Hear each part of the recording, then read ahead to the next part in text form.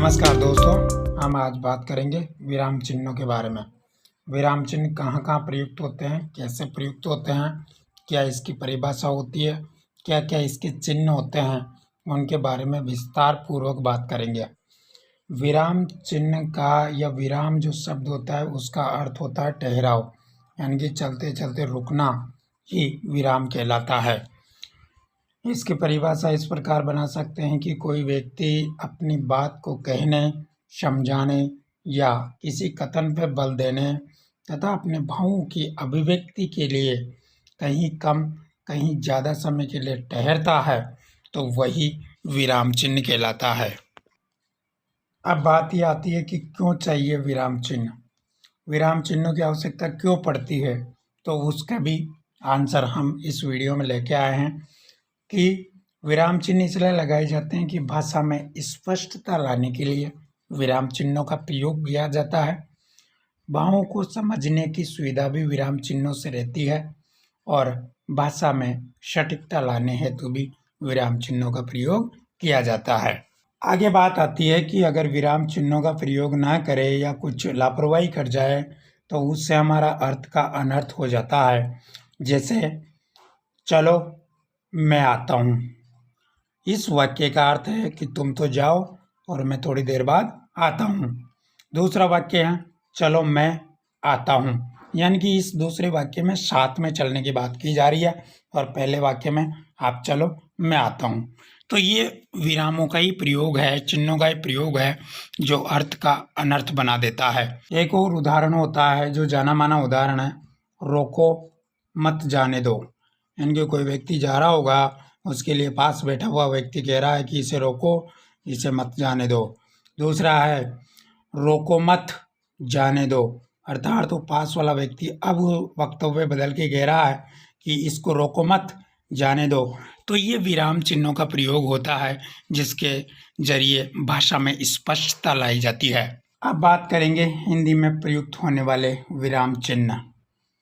हिंदी में विराम नाम के भी 4 प्रकार होते हैं जो अलग अलग तरीके से प्रयुक्त किए जाते हैं। वो चिन्ह आपके सामने स्क्रीन में है। पहला है अल्प विराम। अल्प विराम में इस तरह की डॉट लगा के इस तरह कर दिया जाता है, ये अल्प विराम कहलाता है। दूसरा आता है अर्धविराम।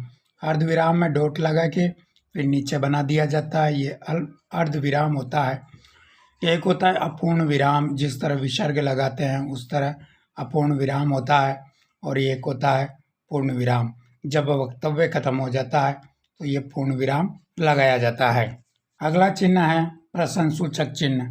जब भी कोई प्रश्न पूछा जाता है, प्रश्न के तौर पे बात की जाती है, तो ये प्रश्न सूचक चिन्ह प्रयुक्त किया जाता है। अगला है अवतरण, उद्धरण या ऊपरी विराम चिन्ह। ये 2 प्रकार के होते हैं। एक होता है इकारा चिन्ह और दूसरा होता है दोहरा चिन्ह। इकारा चिन्ह में इकारा एक लगता है और दोहरा जो चिन्ह होता है उसमें 2 लगते हैं एक साथ, उसको दोहरा कहते हैं, ये दोहरा होता है। इस तरह के अवतरण या उद्धरण या उपविराम चिन्ह होते हैं। अगला चिन्ह आता है योजक या समास चिन्ह। ये इस तरह का चिन्ह होता है जो जोड़ने का काम करता है। अगला चिन्ह है निदेशक चिन्ह। निदेशक चिन्ह में इस तरह की एक लंबी लाइन होती है जो निर्देशक देती है, निर्देश करती है, वो निदेशक चिन्ह होता है। अगला होता है विवरण चिन्ह। जब भी हम किसी बात के बारे में वक्तव्य रखते हैं तो इस तरह का चिन्ह लगाकर ही उस बात को शुरू करते हैं, ये विवरण चिन्ह होता है। अगला है अंश पद या विस्मरण चिन्ह। जब भी कोई लाइन लिखते हैं उसमें अगर कोई छूट जाता है तो वहाँ पर हंस पद या विस्मरण चिन्ह लगाया जाता है और ये चिन्ह इस तरह का होता है। अगला होता है संक्षेपण या लाघव चिन्ह। ये 0 के जैसा बना रहता है, इसको संक्षेपण या लाघव चिन्ह कहते हैं। अगला चिन्ह है तुल्यता या समता सूचक चिन्ह। जब वाक्य दोनों का महत्व बराबर हो तब ये प्रयोग किया जाता है, इसको तुल्यता या समता सूचक चिन्ह कहते हैं जो बराबर का प्रतीक बताता है। अगला आता है कोष्ठक चिन्ह। कोष्ठक भी 3 प्रकार के लगाए जाते हैं। छोटा कोष्ठक, इसको मझला कोष्ठक कहते हैं, और ये होता है बड़ा कोष्ठक। इस तरह के 3 कोष्ठक होते हैं।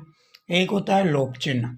जब भी कोई वाक्य लिखा जाता है कि मैं जा रहा हूँ, उसके आगे इस तरह की डॉट अगर लग जाती है तो उसको हम लोप चिन्ह कहते हैं, जो आप यहाँ स्क्रीन में देख रहे होंगे। अगला है इतिश्री या समाप्ति सूचक चिन्ह। ये इस तरह लगाया जाता है जब उसका मतलब होता है कि वाक्य खत्म हो चुका है या कथन जो भी बात रखी जा रही है वो समाप्ति पे है। अगला होता है विषमय चिन्ह। विषमय चिन्ह इस तरह खड़ी पाई नीचे डॉट होती है, उसको विषमय चिन्ह कहते हैं और विषमय की तरह ही संबोधन चिन्ह भी लगता है। अगला होता है विकल्प चिन्ह। विकल्प चिन्ह इस तरह स्लेश तिरछी लाइन लगती है, उसको विकल्प चिन्ह कहते हैं। अगला होता है पुनरुक्ति चिन्ह। पुनरुक्ति चिन्ह में इस तरह की 2 डॉट लगती है लंबी वाली, इसको पुनरुक्ति चिन्ह कहते हैं। अगला होता है संकेत चिन्ह। संकेत चिन्ह में इस तरह स्टार बना दिया जाता है, उसको संकेत चिन्ह कहते हैं। तो दोस्तों, कैसा लगा ये विराम चिन्हों का वीडियो, आप कमेंट करके ज़रूर बताइए। मिलते हैं नेक्स्ट वीडियो में, तब तक के लिए जय हिंद, जय भारत।